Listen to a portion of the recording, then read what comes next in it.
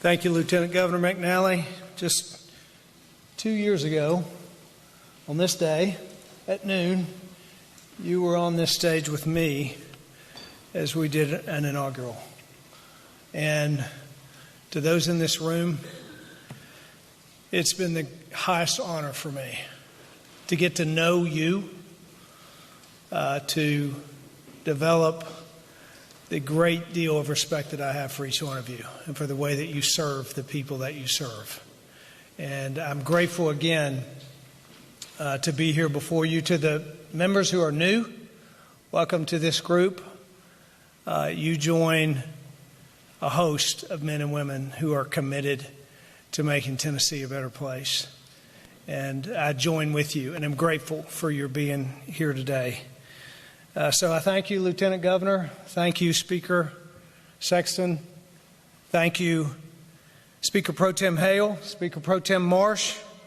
I also want to thank Leader Johnson, Leader Lamberth, members of the education committees that have worked so hard with us to get ready for this, and thank all of the members of the General Assembly. We have a shared belief that the foundation of our state is the strength of her people. As we approach 1 year mark of managing the COVID-19 pandemic in Tennessee and facing the incredible challenges that we have faced besides the pandemic, and as well as the federal challenges, challenges on the federal level, it's a common refrain to hear that this is a historic time, or this is an unprecedented time, or never before have we faced the level of challenges that we face. And in many ways, that's certainly true. And I've found that there has been no greater place for COVID-19 to cause disruption, sweeping disruption, than in our K-12 education system. This disruption has left students to navigate unprecedented challenges without the routine of learning in a classroom with the classmates and with a trusted teacher. We're meeting today because it's time to intervene for our kids who are staring down record learning losses that in the short term mean an inability for them to read on level or to understand basic math, but in the long term, these learning losses mean higher rates of incarceration. They mean higher poverty rates. Our work here this week bears great significance on the safety of our neighborhoods and the prosperity of our state for a generation. Big challenges require decisive action, which is why we have agreed to meet this week in an extraordinary legislative session. We cannot wait because our students cannot wait.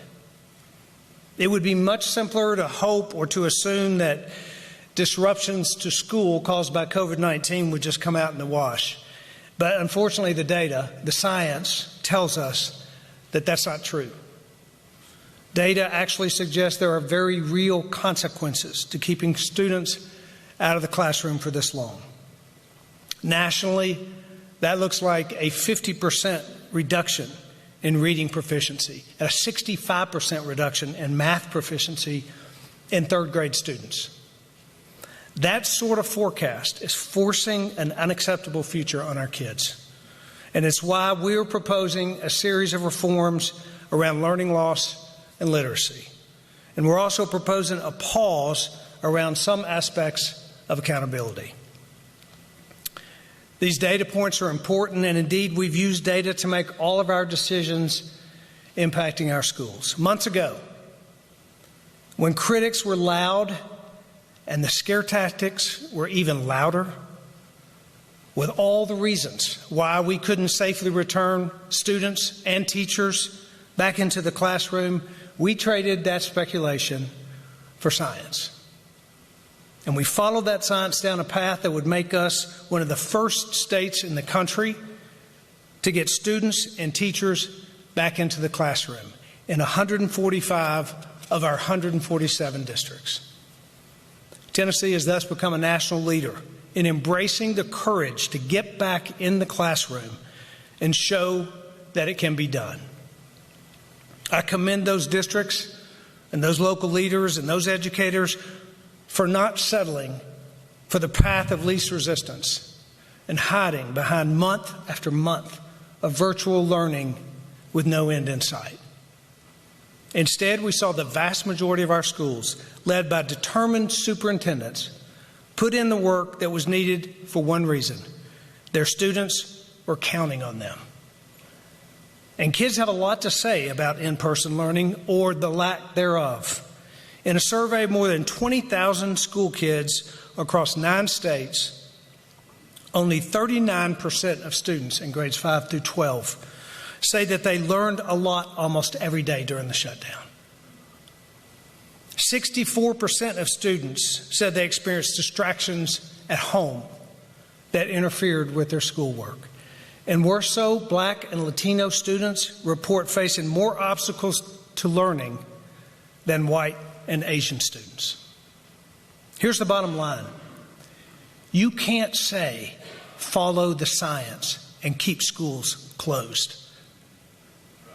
You can't say, I believe in public education and keep schools closed. And you can't say you're putting the needs of students first and keep schools closed. Kids do better in school. We know that. Parents know that. And that's why I'm so proud of our districts who have kids in school. And to those that remain closed, I would offer this simple encouragement. Follow the science.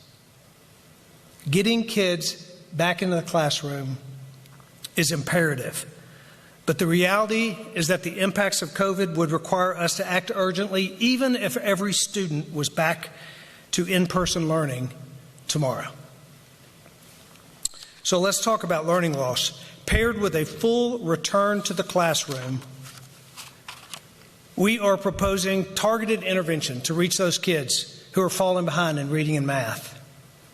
Existing law has created an environment of too little, too late for kids who are not succeeding before the 3rd grade. So we're proposing a 3rd grade reading gate, which means that we'll make sure that students are prepared before we pass them through to the 4th grade. When we stop this cycle of passing without preparation, we give kids a better chance of succeeding in middle school and beyond. Our proposal also includes a full-time tutoring corps, after-school camps, learning loss bridge camps, and summer learning camps. Upon passage of this proposed legislation, we will be prepared to execute and administer these targeted interventions beginning this summer. Now let's talk about literacy. So much of our success in K-12 hinges on building better readers. When only 34% of Tennessee students are proficient or advanced readers by the 4th grade, and that's pre-COVID, something isn't working. And it's time to get back to the basics. We need to teach our kids to read with phonics. It's the way we learned to read. It's the way we taught our kids to read. And with this proposal, kindergartners through 3rd grade will be taught phonics as the primary form of reading instruction. And to make sure that our progress is on track, we developed a screening tool to help parents and teachers identify a struggling student more quickly. Simple methods like phonics serve our kids better. Commissioner Schwinn knows it, I know it, and that's what we should be doing and will be doing in Tennessee. We believe that these tools will work for our students, but we have to have a clear picture of their starting point to get a window into the progress that they will make. So we'll keep the TCAP testing in place for the 2021 school year so that parents and teachers know where their students stand. However, there will be no negative consequences associated with student assessments so that the focus can remain on getting the firm footing back in place after the uncertainty of time away from the classroom. To be clear, no teacher will be penalized No district will be penalized due to test results in this school year. But we'll be relying on teachers and districts like never before to help us get these kids back on track. This approach isn't going to be easy, but as leaders, we must do what it takes for our kids. We're pursuing both bold interventions and a return to the basics. And for any of these goals to come to fruition, we have to account for our teachers. We're proposing additional funding through both an appropriations bill this week and our upcoming budget to give a pay raise to every single teacher in Tennessee. We're proposing to increase the salary component of our funding formula by 4%. And this is not just about compensation. This is an investment in better outcomes for our kids. We should all place an expectation on school districts that these dollars get passed directly to our teachers. In the last decade, our students have made great strides in both reading and math, and yet the events of this last year stand to threaten all of that progress that's been made. We aren't where we want to be as a state, but we have a tremendous opportunity here and now, not only to stave off a monumental crisis, but to forge a new path.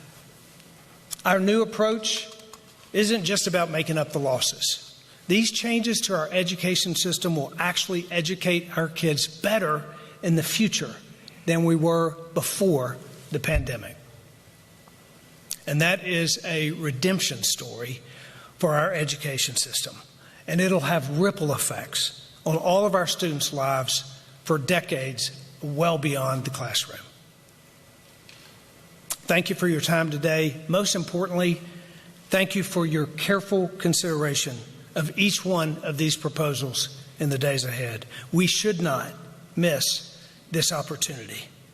And together, we can change the future of Tennessee. Thank you.